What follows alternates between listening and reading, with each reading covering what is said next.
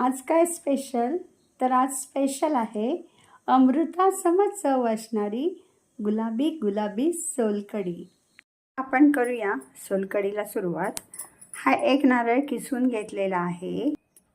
यामध्ये मोजून अगदी 5 लसूण पाकळ्या टाकलेल्या आहेत आणि हे आलं जरा कुटून घेतलं आहे आणि ह्या 2 मिरच्या आहेत. त्यातली एकच मिरची मी सोलकढी खोबरं मिक्सरला लावताना टाकणार आहे. एकाचे बारीक तुकडे करून टाकणार. आणि आता ही मिरची टाकलेली आहे. मिक्सरला लावूया. आता आपण पातेलं घेतलेलं आहे आणि हे खोबरं मिक्सरला लावून घेतलेलं आहे. हा आता एवढा एका वेळेचा रस आलाय. आता आपण परत एकदा लावणार आणि यात लावताना आता आपण थोडीशी कोथिंबीर घालायची आहे, अगदी थोडीशी चवीपुरती. यात आपण मिरची टाकली आहे कापून आणि आता हा सोलांचा रस म्हणजे आगळ आणि चवीपुरतं मीठ.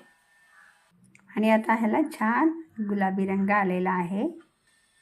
गुलाबी सोलकढी लाल लाल लाल, दिसते मी भारी राजा फोटो माझा काढ. आणि ही कोथिंबीर. झाले की नाही सोलकढी छान. गरम गरम वाफाळलेला भात, सोलकढी आणि सुक्का मासा.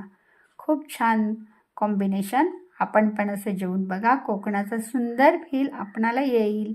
धन्यवाद.